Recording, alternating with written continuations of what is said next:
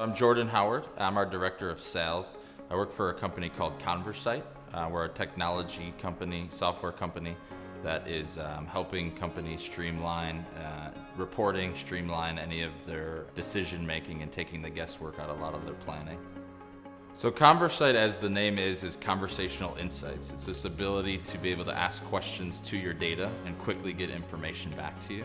A lot of what we do from there is that overall visibility, then we can start working on some planning, whether it's around demand planning, if it's around scheduling the different machines, things like that, to automate a lot of those processes and make the company more efficient.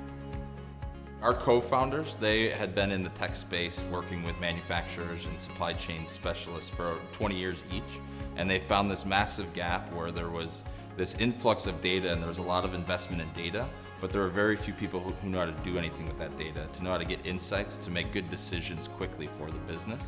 So they found this gap, and they really wanted to empower all individuals within organizations to get access to data so that they could make the right decision when they need to be making those decisions. From a commitment standpoint, we try to work closely and really sit at this table and be a partner with our customers. We're not just there to just give them a software. We really want to be committed together to have the best outcome for what they're looking to solve. And we really want to be problem solvers together and collaborate, get creative together and sit at the table so that we can come up with the best outcome for them. Everyone sort of sees with Amazon and these things, they just see that they can get things within 2 days. They don't realize the implications that happen to the manufacturers and how quickly things have had to pivot, where they have to be manufacturing quicker, they have to be shipping it at different rates, and how agile manufacturing companies have had to be. I just don't think they get enough credit that they're really the backbone of what's making and giving the ability for Amazons to be able to sell and give these customers the experience that they have today.